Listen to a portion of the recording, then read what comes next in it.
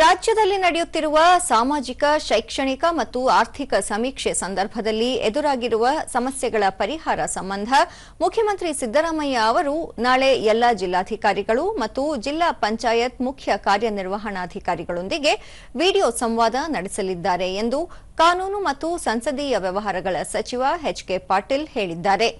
ಬೆಂಗಳೂರಿನಲ್ಲಿಂದು ಮುಖ್ಯಮಂತ್ರಿ ಅಧ್ಯಕ್ಷತೆಯಲ್ಲಿ ನಡೆದ ಸಚಿವ ಸಂಪುಟ ಸಭೆಯ ನಂತರ ಅವರು ಜಾತಿ ಗಣತಿ ಸಂದರ್ಭದಲ್ಲಿ ಸರ್ವರ್ ದೋಷ ಸೇರಿದಂತೆ ವಿವಿಧ ತಾಂತ್ರಿಕ ಸಮಸ್ಯೆಗಳು ಎದುರಾಗಿರುವ ಬಗ್ಗೆ ಸಂಪುಟ ಸಭೆಯಲ್ಲಿ ಚರ್ಚಿಸಲಾಯಿತು. ಇದಕ್ಕೆ ಪರಿಹಾರ ಕಂಡುಕೊಳ್ಳುವ ಸಲುವಾಗಿ ಮುಖ್ಯಮಂತ್ರಿ ನಾಳಿನ ಸಭೆಯಲ್ಲಿ ಸಂಬಂಧಪಟ್ಟ ಅಧಿಕಾರಿಗಳಿಗೆ ಸೂಕ್ತ ನಿರ್ದೇಶನ ನೀಡಲಿದ್ದಾರೆ.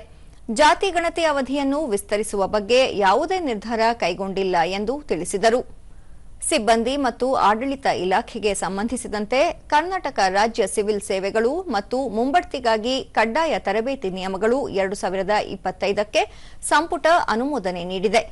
ಉನ್ನತ ಶಿಕ್ಷಣ ಇಲಾಖೆಯಡಿ ಸಮಗ್ರ ವಿಶ್ವವಿದ್ಯಾಲಯಗಳು ಮತ್ತು ಕಾಲೇಜುಗಳ ದತ್ತಾಂಶ ನಿರ್ವಹಣೆಯ 2ನೇ ಆವೃತ್ತಿಯನ್ನು ಕೈಗೆತ್ತಿಕೊಳ್ಳಲು 40 ಕೋಟಿ 20 ಲಕ್ಷ ರೂಪಾಯಿ ಅನುದಾನ ಬಿಡುಗಡೆಗೆ ಸಂಪುಟ ಒಪ್ಪಿಗೆ ನೀಡಿದೆ ಎಂದರು. 5 ಲಕ್ಷ ರೂಪಾಯಿವರೆಗೆ ಕೊಡೋದಕ್ಕೆ ರಾಜ್ಯ ಸರ್ಕಾರ ನಿರ್ಣಯಿಸಿದೆ.